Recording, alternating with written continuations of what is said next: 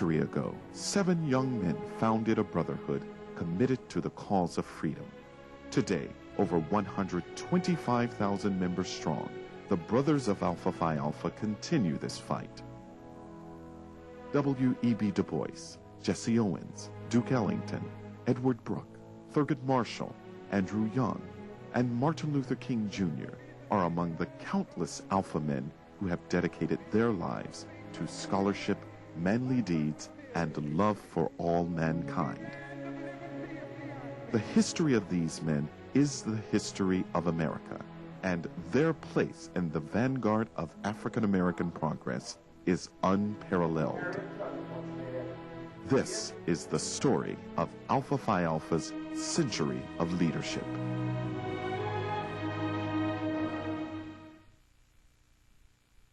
Alpha Phi Alpha, A Century of Leadership, is made possible by major funding from Al-America Bank.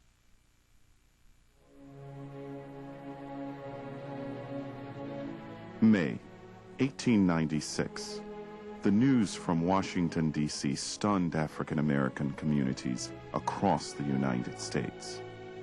In the case of Plessy versus Ferguson, a challenge to the practice of segregating railroad passengers, the Supreme Court ruled that the Constitution permitted segregation of black and white Americans.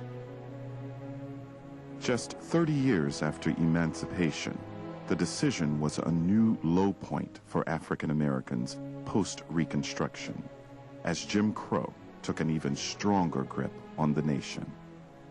It was a signal to all the states that had wrestled with the problem of desegregation that was no longer a problem, that they could separate the races and maintain, quote, equality, unquote, which of course meant inequality. There were no examples that I can find that there was any conscientious effort at all to maintain equality in a separate society. The Plessy decision further complicated a growing debate between Booker T. Washington and W.E.B. Du Bois regarding the proper strategy to improve conditions for all African Americans. A year before the Supreme Court's Plessy decision, Washington gave his famous Atlanta Exposition address, suggesting a program of social and political conciliation until economic security was established and maintained. W.E.B. Du Bois countered Washington's position, calling for an organized determination and aggressive action on the part of men who believe in Negro freedom and growth. In 1905, 29 men from 14 states answered Du Bois' call, meeting on the Canadian side of Niagara Falls. We're going to meet in Buffalo, New York, but they couldn't find housing because of this doctrine of separate but equal, a place where they could hold their meeting. So they went to the Canadian side of Niagara Falls, and this is why it's called the Niagara Movement in 1905.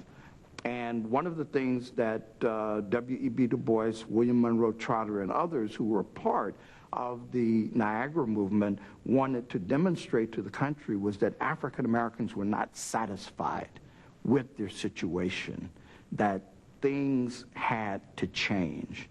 And so they formed the Niagara Movement. They issued a Declaration of Principles. Now, that Declaration of Principles indicates the rights that African Americans desire, as well as the responsibilities that African Americans themselves needed to embrace in order to change the situation in the country. And the founders of Alpha Phi Alpha fraternity were very much influenced by the Niagara Movement. On the main gateway of Cornell University in Ithaca, New York, are the words of university founder Ezra Cornell. I would found an institution where any person can find instruction in any study. With this guiding principle, Cornell was among the few mainly white universities at the time accepting African Americans pursuing higher education. Well, Cornell attracted many African Americans because it was a unique university in those days. It had many brilliant scholars, and many African Americans have been drawn to it as a very liberal university. The atmosphere is such that many young men in the South who were going north for education went to Cornell, just as they went to Harvard and Yale and Princeton. African American students at Cornell at the time lived in the Ithaca community. The Ithaca community has an old, established African American population. Many of these individuals worked at the university. They were the individuals who helped to clean the university, who helped to maintain the university, clean the dorm rooms. They were the cooks for the university and that sort of thing. But the students lived in the African American community. Most of them lived around St. James AME Zion Church, the oldest extant church building in Ithaca was built in 1837. Ithaca was a station on the Underground Railroad. A number of individuals who were escaping from slavery before the Civil War, of course, settled in Ithaca, New York. Harriet Tubman visited Ithaca, New York. Frederick Douglass spoke in Ithaca, New York. So you have a bit of a heritage there in Ithaca, and I think they became a part of this. Within this historic African American community, a small group of students at Cornell, inspired by the Niagara Movement's Declaration of Principles, began a journey that continues even now, 100 years later. Among these exceptional young men was Henry Arthur Callis, son of an AME Zion preacher in Binghamton, New York. Callis fulfilled his childhood pledge by enrolling at Cornell to prepare for a career in medicine. He supported himself by waiting tables at one of the white fraternities which dominated campus social life, and was known to remove his waiter's jacket and tutor white fraternity boys for $5 a lesson. Callis impressed fellow students with his passion and fervor for African American advancement. Callis was influenced by some of the great social activist persons of that time, Harriet Tubman, the great abolitionist, Frederick Douglass, who was a distant cousin of Callis by marriage. He, as a young man, would learn and recite the speeches of Douglass. There's an account of him reciting the Atlanta Exposition speaker Booker T. Washington in 1895, and even being called Little Booker T because of his zest in giving that great oration. Charles Henry Chapman grew up near Ithaca, returning to Cornell after attending Howard University Academy. In addition to studying agriculture full-time, Chapman was a successful businessman. He owned a small brickyard and even a little small cafe. Many of us like to say that he was one of the founders that had some modest means, which we see instrumental as the organization began to take shape. Eugene Kinkle Jones was a son of two highly educated African-American parents, an unusual circumstance at that time. Jones' father was a professor at Virginia Union University. His mother earned degrees from a music conservatory in Boston and from Howard University. Jones left Richmond to study at Cornell in the fall of 1906.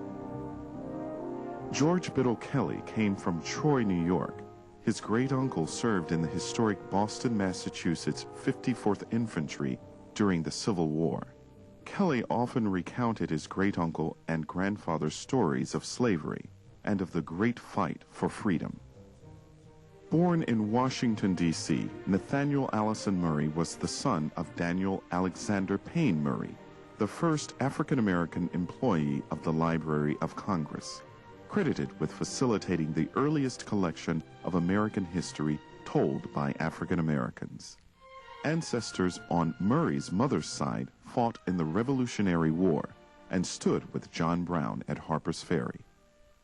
Robert Harold Ogle, son of Ellen and Jeremiah, a day laborer, was also from Washington, D.C.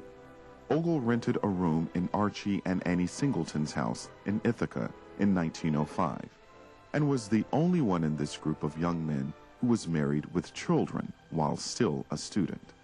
Upon the tragic death of his wife, Ogle persevered as a widower with 2 daughters in his senior year at Cornell.